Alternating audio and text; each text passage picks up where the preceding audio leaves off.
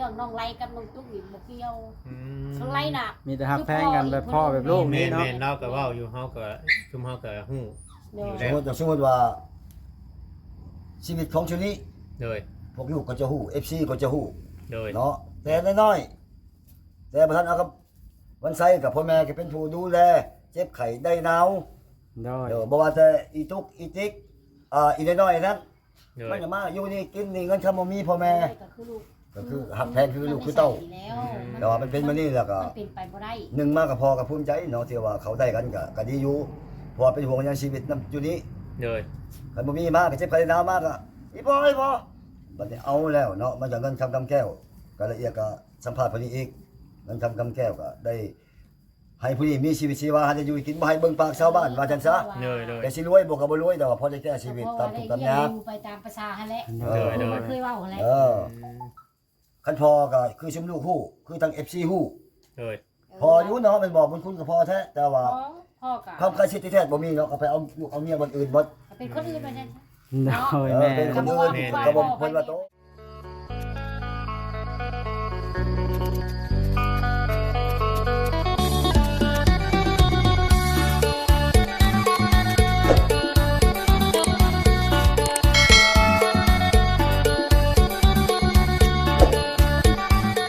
โอ้ยเปิดภาพขึ้นกระดาษมาบุกมาเฮือนแม่ย่าของน้องกระตุกเลยพี่น้องไอ้มาถามความจริงเลย เรื่องราวต่างๆพี่น้องเอ้ยเป็นจังใดคือ FC เพิ่นเข้าใจเบาไล่ผิดของใจยังไดพี่น้องเอ้ยมาฮอดเฮือนปู่ย่าของเพิ่นเป็นที่เฮียมห้อย มากัน2 คนก็เบาเวียงไซพี่น้องเอ้ยขี่รถผู้ละคันเลยมาโตพี่น้องเอ้ยก็ถือว่ายุ่งยากหลายอันหลายแนวอยู่พี่น้องเอ้ยเรื่องน้องแต่กับน้องไล่ก็จบลงไปแล้วพี่น้องเอ้ยยังเรื่องน้องตุ๊กกับผู้บ่าวเพิ่นอีกผู้หนึงบ้านพี่น้องเอ้ยก็ยังบ่ทันขึ้นว่าผัวกับเมียดอกเพิ่นคบหาดูใจกันตอนนี้เนาะเพิ่นเลยมาอยู่เฮือนปู่เฮือนย่าเป็นที่เรียบร้อยแล้วหั้นนะเรื่องก็คือว่าบุกไปถามน้องตุ๊กเบิ่งกันเลยว่าเพิ่นสิยอมรับหรือบ่หรือว่าจังไดแบบที่น้องแต่เพิ่นเล่าให้ฟังเนาะถ้าเพิ่นบ่ยอมรับใน FC อาจสิเข้าใจผิดว่าน้องชาวกับพี่อ้ายนี่สิมีเชื่อมโยงกันทางสายสัมพันธ์อันนี้น้องตุ๊กเพิ่นก็อยู่นี่อยู่เฮือนย่าได้นี่เนาะต่อสำบายดีกล้องน้องละจ้ะได้ได้เจ้านี่เนาะแอบตัวข่อยได้นี่ โอ้เป็นไปเบิดเนาะโอ้ยังเอาก็คือหลักๆแล้วสิ่งที่อ้ายมาในมื้อนี้ก็คือน้องพอสิฮู้แล้วนี่ละบ่นี่ฮะ ก็คืออยากมาให้ฮู้ความจริงจากปากเจ้าเลยเพราะว่าเดี๋ยวนี้นะมันเสียหายไปถึงเบาไล่ในที่สาเหตุเจ้าอยู่ในหม่องนั้นนะ เขามีผัวแล้ว เจ้าน่ะมีผัวแล้ว เลย ตกลงแล้วแน่เป็นได้ชุมอ้ายถามในตอนนั้นคือบ่ยอมรับเนาะ ฮะ คือบอกว่ามีผัวซะตอนชุมายถามตอนในเมื่ออันเอื้อยเจ้าก็บอกว่าเจ้า อัน เอา นี้คนที่เขา16 ปีดิ เจ้าย่าน FC ว่าบ่ว่ายังน้อยโพดน่ะบ่ โดย อ๋อสิคิดจังได๋สิขอโทษเพิ่นอยู่บ่นี่ที่เคยตัวเพิ่นน่ะ ขอโทษเด้อ บ่กล้าออกกล้องเนาะ ยังน้อยอยู่เลยบ่อยากเปิดเผย มี เพราะ หลา ว่าย กดมินว่าว่าเจ้ายังน้อยโพด อ๋อ FC เพิ่นเข้ามาคอมเมนต์ว่ายังน้อยเลยบ่กล้าเว้า โดย โอ้ กับบ่ได้น้อยปะกับบ่ได้น้อยปานใด16 ปีแล้ว 16 ปีเนาะ แต่ผู้ใหญ่ก็ได้ทำฮู้นำ โดย บ่คบหาดูใจกันไปนํเนาะ ตอนกี้กะเราเคยปล่อยเงินปล่อยหยังให้ อันผู้นี้นะ โดย เอาเล่าให้อ้ายพังในเป็นอะไรสาเหตุหลักๆจังได้มาคบหาดูใจจังได้มากินอยู่น้ำกันเนาะ ตอนกี้แหละเรานะเราปล่อยเงินให้คนละ200,000 300,000อะไรเอาเพิ่น อันผู้บ่าวเจ้านี่ป่ะเราชื่อว่าได้ไรบ้าง ใส่ ชื่อไซน้องเบาไล่ ชื่อใกล้ๆกันเนาะ อ่า ได้ชื่อไซ แล้วเดี๋ยวนี้เพิ่นน่ะไปไซผู้เจ้าน่ะ ไปใส่ปุ๋ยอ้อย โอ้ ใส่ปุ๋ยอ้อย ไปใส่ปุ๋ยอ้อยรับจ้างบ่ เลย โอ้ไปคู่มือบ่ล่ะ ไปมือ อืม คือบ่ปิดบังอีกต่อไปแล้วบัดนี้เนาะ บ่ เปิดเผย อืม นี่ล่ะ ที่ผู้ที่คิดว่าเบาไล่บ่ดีนั่นนั่นนี่เนาะ เด็กน้อยสิว่ามาหาเรื่องให้เว้าได้เนาะ แม่น เพราะก็มีได้แล้วมีหลายคอมเมนต์ได้ ลา FC ได้ ผู้ที่เพิ่นบ่เข้าใจ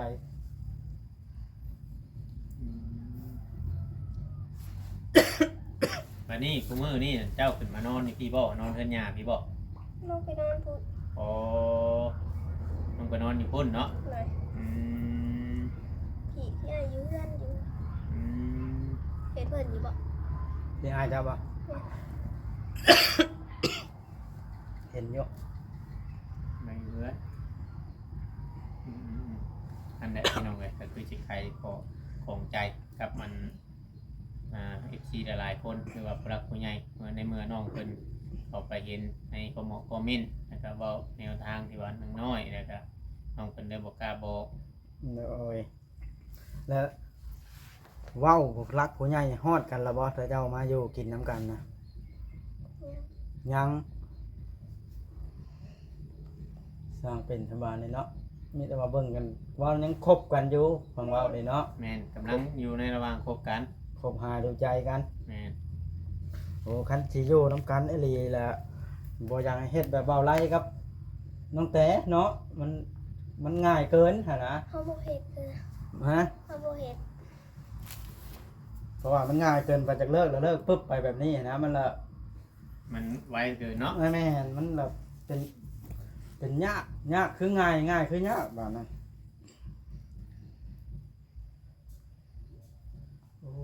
โหแล้วบาน FC กับคือสิยากของใจแล้วล่ะเนาะ แม่น อ๋อ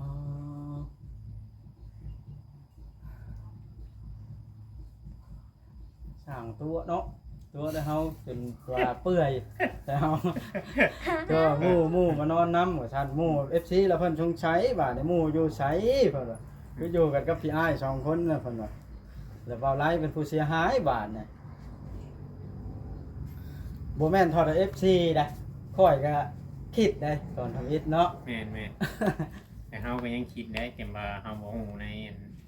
เอื้อยเราเว้าเนาะ แม่น ปน้องเตเราก็เป็นคนเว้าเลยพี่น้องเป็นคนเว้าก็ออกในหลายๆช่องหลายทุกช่องใครที่เข้ามาถ่ายแต่วันนี้ก็เลยอยากถามความจริงคักๆแต่ก็บ่ให้ตัวให้หยังเนาะการที่ว่าเฮาตัวมันก็เป็นสิ่งที่บ่ดีแน่ แม่ น้อง น เอ้ยถ้ามีหยังก็บอกได้ บางคนว่ายังน้อยเพิ่นบ่ให้เอา บางคนว่าอย่างน้อยเพิ่นบ่ให้เอา เลย เจ้าก็บอกไปติล่ะเฮาก็บ่ทันได้เอาสิดอกคบหาดูใจกันซื่อ เฮาก็ มันก็อันนี้ก็บ่แม่นว่า เฮก็บอกย่าเพราะว่ายังคบกันอยู่ อันนี้ก็บอกง่ายๆว่ากับเพื่อความอยู่รอดคือ FC บางคนเพิ่งเข้าใจได้บอกว่า ๆแม่น เพิ่นว่าเพื่อความอยู่รอดของน้องได้เพราะว่าการห้ามกันเฮียนกับบ่ได้เฮียนได้ก็หนึ่งมากก็จักสิหาอยู่หากินใช้ครับบ่มีผู้หาเลี้ยงเนาะ แม่น ว่าสิใหญ่ไปว่าเฮาสิได้ห้ามในเฮียนว่าสิเข้าของห้ามโรงเรียนพออ่านได้แค่นอกก็บ่ได้เฮียนบาดนี้มีผู้เลี้ยงผู้เบิ่งน่ะมันดีคือเพิ่นเว้าได้แต่ว่าให้ฮักให้แพงกันให้ฮักให้แพงกันให้ชาวบ้านทำฮู้ถูกต้องทางนี้เนาะ โดยพอสมควรอยู่เนาะ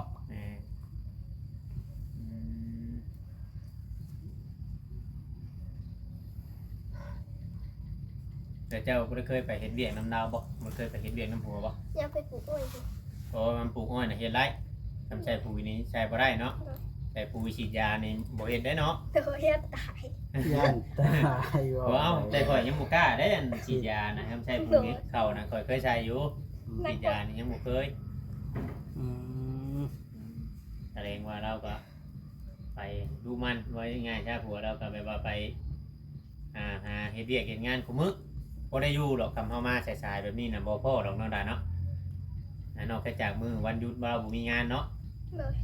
ถ คือบ่ไล่นะเป็นสไตล์เดียวก็บ่ไล่แต่เป็นคนที่ว่าไปหาเฮ็ดเวียกเฮ็ดงาน คนหอยก็ยังยองกันนั่นแหละเนาะ แม่นบ่ค่อยอยู่ว่าง่ายๆใช่บ่ค่อยอยู่ อ่า บ่ค่อยอยู่เพื่อนนั่นละมีแต่ลูกมันสู่ว่าชุมเพิ่นหาแบบนี้เด้ของแนวบ่ได้เฮ็ดให้เฮ็ดนาเด้เดี๋ยวต้องหาสู่ไปเรื่อยๆอืม เลย ก็มาแต่เช้าบ่อย หมดแล้ววางห อากามา นี่ นี่นะออกมาแต่เพื่อนที่อ้ายเจ้านี่ไปหาเจ้าอยู่หันน่ะบ่เห็นเนาะ แม่น คิดว่าเจ้านอนอยู่หันเราบ่ได้ว่าเราอยู่เพื่อนยาก็เลยเข้ามา เขาลงมาสั่งไปแล้วก็เขาลงมาใช่ อยู่พุ่นฉากบ่ได้บ่ มันบ่ได้มั เอ้าน บ่ได้ คือว่าเพลงใหญ่อยู่ มันบ่ได้ บ่มีหมอไผ่บ่ มี ปกติมีหมอไผ่มันสร้างได้ตลอดเด้ มันบ่ทราบแดดนี่นะมันบ่ทราบบ่ไผให้ มันเบิดคักเลยบ่ใช่แต่ละคืนน่ะ มันบ่เบิดแล้วก็มันต้องแดดกล้าแฮงคือมันจัง เจ้าว่าบ่ได้ใช้หมอยุงไปจ้ะ ใส่ บ่ได้มัน ใช่อยู่ ใช่บ่ได้เนาะเนาะเอ้ยเจ้ามาเก็บเครื่องเช้านี้เจ้าก็ไปเก็บช่วยลาวอยู่บ่ บ่ บ่ได้ไปเลย ยังบ่ได้เห็นกันเลยนะกระเบือน หายาสุดท้ายแล้วก็พวกเราก็ฮิ ฮู้ตัวบ่ผิดบ่เด้อนะ เออ ฮะคือย่านเราให้ คือว่านั่น เราเอาใส่ได้แล้วว่ะเฮาน่ะบ่เข้าข้างเพิ่น เอ่อบ่เข้าข้างลาวแล้วล่ะเจ้าละย่านไว้ โดยยานไว้ในการตูเด้ คิดเอาเรื่องของเรื่องก็ประมาณนี้แหล้วอันนี้ก็ได้แล้วปีใดน้องลาสิให้อันทางอันเบาหยังก็ผัว บ่ นะ ใช้ เบาไซอันไปแต่งไปขอให้ถือการยึดครองบ้านเมือง ถ้าเบิกเงินก่อน ฮะ ถ้าเบิกเงินก่อน ทางเงิน เอา ถ้าหาเงินได้เนาะ โดยหาเงินได้ เงินได้ก็จังคอยว่ากันอีกเทื่อนึงในเรื่องนี้ ขอไว้สักก่อน แต่นี่เพิ่นโคแล้วบ่ นะ ท่านได้โคบ่ โดย โอ้เดี๋ยวกะว่าหาเงินได้พอนั่นน่ะจังสิขอ โดย ขอให้ชาวบ้านทำฮู้บัดนี้เนาะ โดย ยันว่าประวัติศาสตร์มันจำรอยได้ดู แม่นต้องให้บ้านเมืองรับรู้ผู้รักผู้ใหญ่มีลายลักษณ์อักษรแน่ได้บ้านนี้เนาะ แม่น ในเมื่อบทเรียนมันก็ได้มีให้เห็นแล้วเด้ เออจักฮู้บ่ฮู้ละนี่กับผู้ใหญ่ก็ทางปู่ย่าก็จนได้มาอยู่เพื่อนนํแล้วเนาะ เออ น้องกระตุกนี่ก็ได้ ฮู้แล้วเดินเที่ยวไปเที่ยวมาอยู่นี่เนาะบ่ได้ว่าอยู่ทางอื่นเว้าง่ายๆซะ โดย อยู่นี่แหละฮู้ คำว่าก็คือเงิน ค่ำแล้วขึ้นมาพี่ทางเวลา คำได้ไปพุ้น เอ่อ คำได้ ทา ล ง ง เว พุ้ ลาน เขามาอยู่พี่ บอกคนนี้ เออ เดี๋ยวเขามาแล้วเขาก็เงิน ไม่ว่าผัวเจ้ามาแล้วพากันไปพุ่นกับผัว เห็นเขาย่านเด้ เออ เขาย่านคน เพราะว่าเว้าง่ายๆ คนทาง สิ หน้า เว้า เพื่อนน่ะดิ อธิบายให้ อ่า FC เข้าใจเด้อเพราะว่าตอนที่ว่าเฮาไปทายน้องแล้วก็ทางน้องอันของบ่ไร่นั่นก็อยู่หันอยู่หากแต่ว่าเฮาบ่ได้ทายเพราะว่าหนึ่งมาก็เฮาก็ยังบ่ได้อันจับมาโอบมาลมกันหันหน้าตุก โดย แล้วก็ FC ได้เห็นแต่น้องตุกนี้ก็บ่ได้หันเพราะว่าเฮาบ่ได้ทายเอาว่าใส่น้องเรา โด เพราะว่าย ในตอนนั้นเฮายังบ่ได้แบบว่า FC ก็ยังบ่ได้เว้าหลาย โด เนาะ ย เนี่ยเฮาเลยบ่ได้จับเข้ามา ก็เลย นะ เรื่องราวมันเฮ็ดให้วุ่นไปทั่วเนาะ แม่น คิดเลยเถิดไปจนว่า น้องสาวมักกันกับพี่อ้ายลามไปละโอ้ยว่ะ โอแมน ความเป็นจริงแล้วนะเจ้ากับผัวเจ้าต่างหากเนาะ แม่โอแมนผัวผู้บ่าว โดย ๆเป็นผู้บ่าวกันอยู่หากันเบิ่งไป แต่ว่าอันเนี้ยใดก็ให้ฮักให้แพงกันนั่นแหละ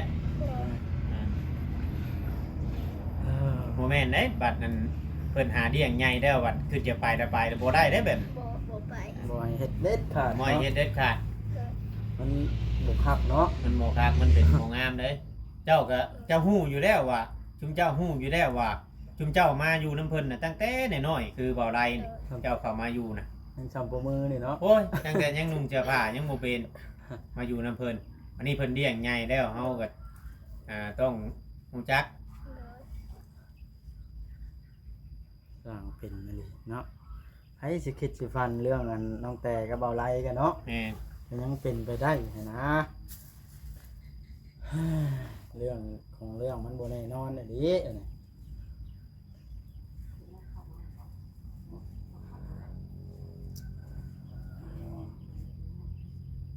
มีแต่ว่าหายของใจแล้วบาดนี้เนาะให้ทางอันแม่ของเบาไล่น่ะมายืนยันนํกันเลยว่าเบาไล่น่ะบ่ได้มีหยังเนาะมา ใจอย่าไปฮู้อะไรอย่าให้เอาเข้าไปจริงโลด โดย เด้อ โดย โดย ให้แม่เขากล้องละอธิบายให้ FC ฟังเลย เนาะ ว่าความเป็นจริงแล้วผู้นี้น่ะเป็นเมียไผนะ โดย สบายดี โดยสบายดีไหมนี่ก็เป็นปู่กับย่าเจ้าเนาะโดยเอาอธิบายให้มันกระจ่างแจ้งเลยพอ เอาสมโนครัวมัน นี่ก็ทั้งนี้ก็คือพอเท่าวันไส้เนาะ โด น้อง ย ของเท่าไร โดย อันน้องตุ๊กนี่ก็คือว่าเมียเท่าไส้บุรุษชันชับผู้สาวก็ว่าเมียนะ โดย กัน เอาสมโนครัวไป แล้วเอามาให้ยัง เอามาเป็นเบิ่งเอาแงว่าอย่าบ่มีชื่อวันไสกี่ตุกี่หยังนะให้ FC มันถ่ายเข้ากล้องบ่ได้เนาะ โอ้ กล้องมาได้ ก็อันนี้ พอแม่ยังยืนแล้วก็บดตัวนี้เลยเนาะ โดย หับประกันเลย เออ อ๋อ บ่ได้เกี่ยวครับอันบ่าวไล่เนาะ บ่น้องมันต่างหากวันไสสีไรวันไส โดย เด้อ อ๋อ อยู่ในวันไส้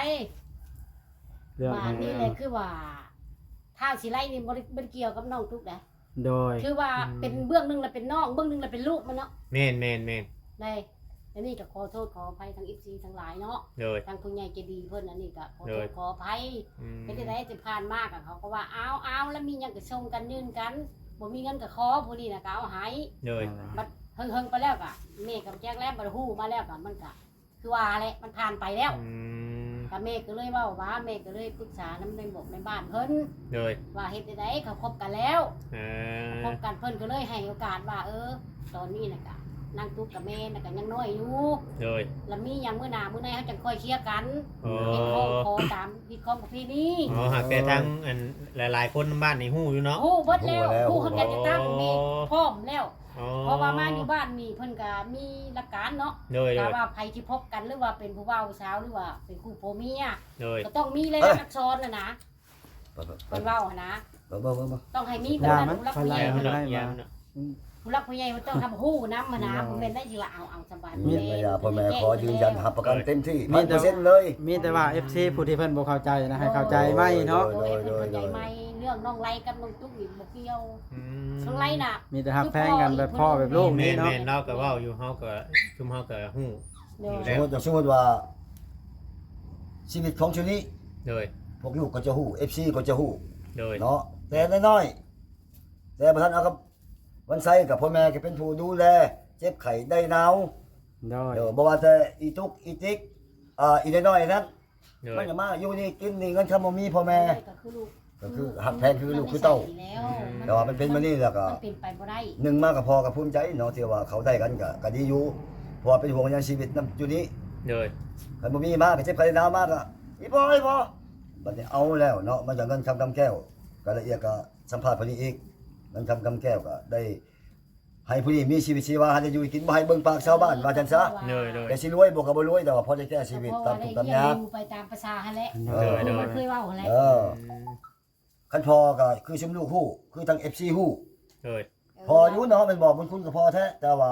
พ่อก็ ความใกล้ชิดที่แท้บ่มีเนาะก็ไปเอาลูกเอาเมียบนอื่นบ่ เป็นคนอื่นมาจัง โดยแม่ เป็นคนอื่นก็บ่เพิ่นว่าโตนะคือทีนี้ลงมานี่ก็เขานั่นก็มากินพี่ผัวมาแต่งงานแล้วมื้อแรงแล้วก็ มันจังมื้อ กินข้าวไม่ได้พี่ก็สู้กันมื้อ โอ้ผัวมาแต่เฮ็ดงานล่ะชวนน้องตุ๊กพากันลงนอนอยู่พุ่น แม่นบ่ให้ป้าเฮือนป้าซานอย่าคนรัก แม่นอันนั้นมันอยู่ป่า อื เนาะ มเพราะว่าอยู่นี่มันสภาพนี่มันก็บ้านเพิ่นมาโตกันนี่นักขโมยเนาะ แม่น เพราะว่าในเมื่อเบาไล่เพิ่นก็ได้ย่าห้างกันกับเมียเพิ่นแล้วเนาะ โดย เรียบร้อย โอ้ แต่บ่ไรเรานักใจเราเว้านำชุมเฮาเมื่อกี้นี่เราก็ว่านักใจใน FC มอง มองลาวบ่ดี มอง เนาะ ดาวบุรีเราอะ แม่นแล้วเขา แม่น เว้ามันทันทีเนาะ แม่น ว่าเบาไล่นี่แอบกินน้องเช้านะ แม่นเข้าใจโอ้โหแม่น แท้จริงนะบ่แม่น เนื้อแท้มันบ่แม่นน้อง เป็นน้องชายของหมอไลเนี่ยมาเอาผู้นี้ โดย พบกับผู้นี้ น้องเอาน้องเอ้ยเอาเอ้ยเนาะ แม่ ชื่อก็ดี อืม เออ ก็ชมนุมมากเห็นอยู่ที่มันอยู่หัน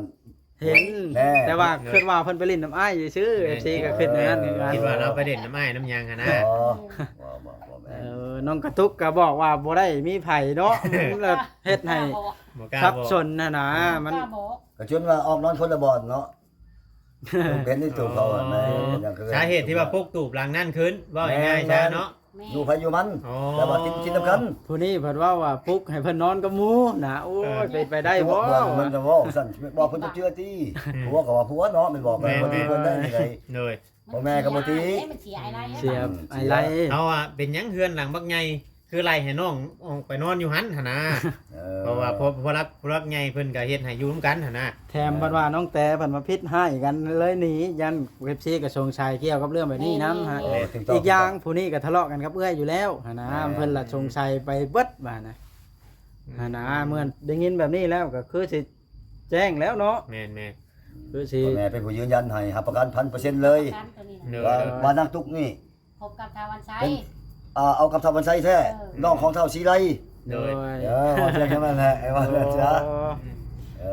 ฮะหายของใจแล้วบ่เวียงว่า หาย เนี่ย เด้อหายของใจคักแน่เด้อบัด เอฟซีก็คือสิกระจ่างแล้วเนาะ แม่นกระจ่างแต่บ่ให้ไปคอมเมนต์ในเรื่องที่ว่าบ่ได้เป็นคนบ่ดีนั่นนี่บ่ให้เว้าได้ FC บัดนี้เนาะฮู้จักไปในคลิปนี้ก็เช้าพี่น้องไงเนาะเพราะว่าทางเราก็จบลงด้วยดีแล้วเนาะแบบว่าต่างคนต่างไปใช้ชีวิตใหม่พอง่ายๆซะคือทางบ่ไรก็บ่ต้องให้เว้าเรา แม่ ต่างคน เสี ต่าย งไป หายบ่เป็นยังมันเสียหาย แม่น เฮาคนคนนึงแหละมีเกียรติมีศักดิ์ศรีในสังคมเนาะแต่จะว่ามาว่าปีนเฮานี่มักน้องสาวนี่มันก็เป็นไปบ่ได้ ดวงงามเนาะเสียเฮาผู้เป็นคนดีฮะนะว่าง่ายๆซะ เลย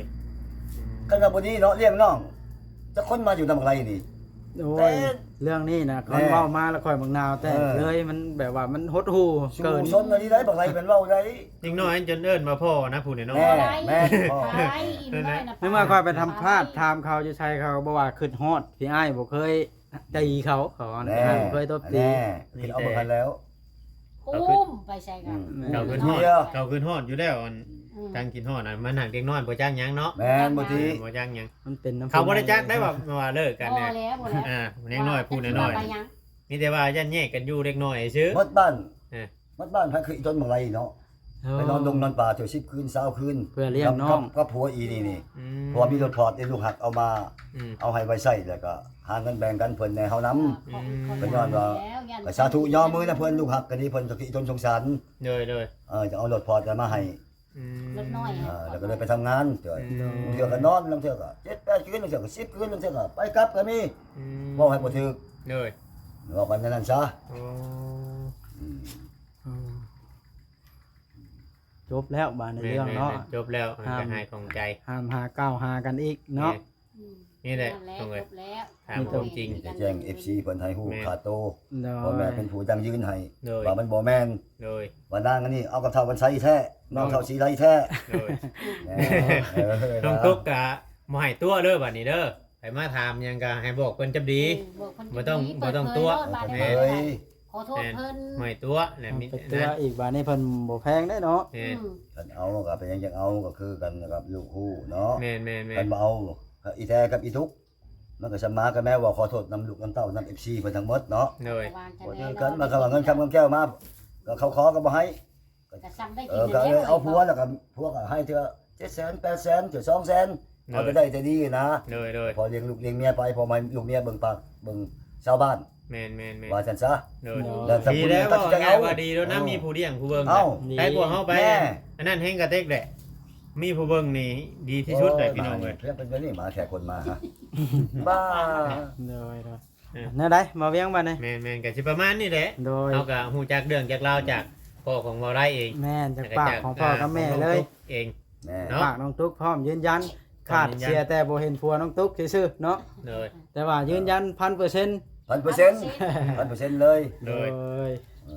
ฮะมีแต่ว่าซ้ำนี้แหละเนาะ แม่น ประมาณนี้แหละสิได้จบคลิปลงแล้วได้ซะ ได้ นะ จบคลิปลงไว้ โอ้ เด็กเจ๊ก็หายของใจ มาอยู่พี่กับเพิ่นบ่อยู่ได้นำอะไร อืม จะมาถามผัวอยู่พี่ตอนนั้ ผัวมาแล้วก็มื้อ น้อง โด มาบางครั้งบางคราวตอนนั้นน่ะมีหยังน่ะเอามื้อกินนะ อ๋อ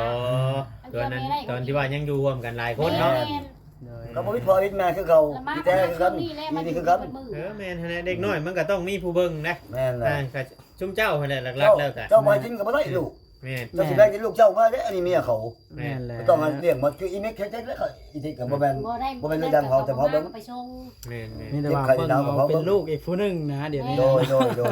ย ก็แม่ก็บ่มีลูกผู้หญิงอยู่แล้ว เดี๋ยว คันเว้าแล้วความจริง ผู้ เนี่ย ชายเบิด ลูกเต้ามาอยู่ที่ซัง FC กันเนาะก็ตัวพอเขาไม่ได้ทุกข์ช้ำชูเฮาได้เบิ่งเลยใครนานแล้วเมื่อหาเมียเราพุ่น แม่นแม่น เราบ่ฮู้ช้อนเอาไปห้องหมอ เดี๋ยว บ่เบิ่งก็บ่ได้บัดนี้มัน นั่นแหละมุมมองของ FC ว่า แม่ เป็นหยังคือบ่เมื่อน้ำเอื้อยนะหลายๆคนน่ะนะ เออ หลายคนเว้านะ ชื่อตัวนี้ คือบ่เมื่อน้ำเอื้อยคืออยากอยู่พี่แท้ว่ะ บ่ได้มีผัวปัดว่าเนาะ เขาคิดไปมันนั่น มั กัน บแม่ มีผัวไปยังอยู่ในเวลาแม่นบ่ แม่น เอ แม่น อนั่นแห แต่ ละ ก็บ่ติตัวนี้บ่ติเพิ่นแม่ มันน่าคิดเนาะ น่าคิด ทีนี้มันก็บ่กล้าเว้าเด็กน้อย เออ กล้าบอกคือเว้า พอได้บาทนี่พี่น้องเอ้ยมีแต่ว่าอันนั้นแหละจบแล้วบาท จบ นี้เนาะ คลิปแล้ว ทำมา เนาะ ผู้รักผู้ใหญ่ผู้เพิ่นเห็นผู้เพิ่นฮักเพิ่นแพงก็เพิ่นอยากจะช่วยเขาก็มีแต่ว่าช่วยได้คือเก่า ในด้านใดกันเนาะ ในด้านไหนก็พี่น้องเอ้ย ทางเฮา นั่นแหละล่ะมีแต่ว่าบอกเพิ่นจะดีเด้อไปมาถามเจ้าก็เด้อบ่ให้ตัวเพิ่นได้อืม กี่ตัวอลิคนน้อยนี่เนาะ น้อยจุ่มมิน ย่อยบะ มีแต่ว่าทางเฮาก็สิได้ขอลาตัวจบคลิปเนาะได้ฮู้แล้ว มีหยังพ่อแม่เขายังยืน ลูกหลาบ่ตัวน่ะ ก็ยังมีน้องเฮาอีกคนนึง ยังมีน้อง แม่ แล้วจะคด พี่น้องเลยเนาะ โดย แต่สิประมาณนี้เนาะบ่ว่าเนาะ โดย ประมาณนี้แหละฮู้เรื่องจากทางเงินพ่อหรือว่าแม่ของน้องได พอปู่ของเพิ่นเลยเนาะ แม่นน้องตุ๊กยอมรับแล้วบาดนี้พี่น้องเลยก็บ่ได้นั่นแหละเพราะว่าเรื่องมันก็ FC คอมเมนต์ต่างๆนานาเนาะ แม่ ในหลายๆด้าน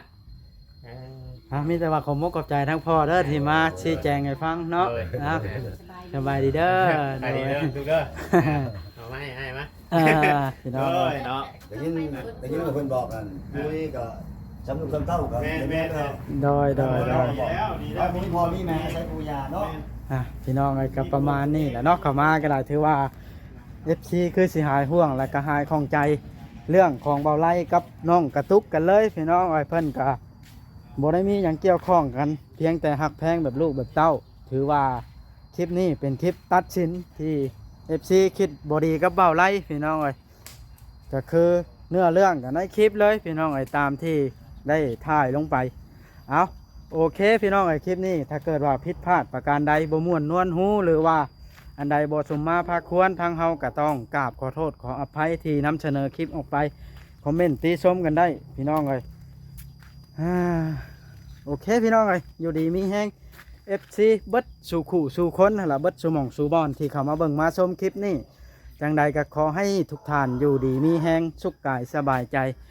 สำหรับคลิปนี้ขอกล่าวคำว่าสบายดีเด้อพี่น้องเด้อ